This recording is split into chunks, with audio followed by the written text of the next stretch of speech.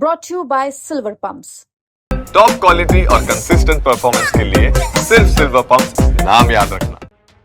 भतीजे आकाश आनंद को पार्टी में वापस लेने के बाद सबकी निगाहें बसपा प्रमुख मायावती के अगले कदम पर थी कि अब मायावती आकाश आनंद को कौन सी बड़ी जिम्मेदारी दे सकती हैं और अब पार्टी में वापस लेने के करीब 1 महीने के बाद आकाश आनंद को एक बड़ी जिम्मेदारी के साथ उनकी वापसी कराई गई है।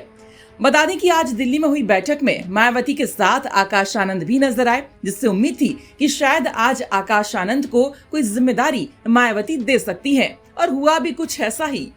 बताया जा रहा है कि आकाश आनंद को चीफ नेशनल कोऑर्डिनेटर बनाया गया है और इसी के साथ आकाश आनंद की एक बड़ी वापसी हो गई है। साथ ही ये भी बताया जा रहा है कि आने वाले चुनाव में चुनाव प्रचार प्रसार का जिम्मा भी आकाश ही संभालेंगे। साथ ही आपको हम बता दें कि 3 नेशनल कोऑर्डिनेटर्स भी बनाए गए हैं और इन तीनों के ऊपर होंगे Akash Anand chief national coordinator. जो 3 नेशनल कोऑर्डिनेटर्स हैं उनमें 3 जो नाम हैं उनमें से हैं रामजीलाल गौतम, रणधीर बेनीवाल और राजा राम।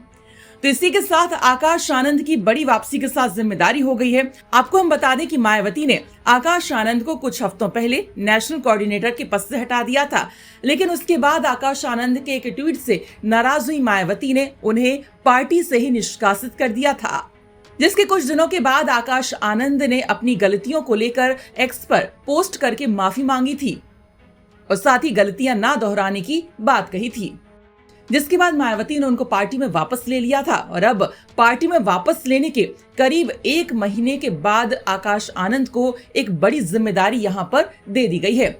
हालांकि अब ये देखना होगा कि क्या Akash Anand chief national coordinator बने रहेंगे, क्योंकि जिस तरह से मायावती अपना फैसला बदल लेती हैं उससे कहीं ना कहीं ये शक संदेह दूसरी पार्टियों के नेताओं को भी होता है कि क्या ये फैसला आखिरी फैसला है। क्या आकाश आनंद अब अपनी जिम्मेदारी को बखूबी निभा पाएंगे? क्या आने वाले चुनाव में प्रचार प्रसार में भी अपना जिम्मा ठीक से निभा पाएंगे?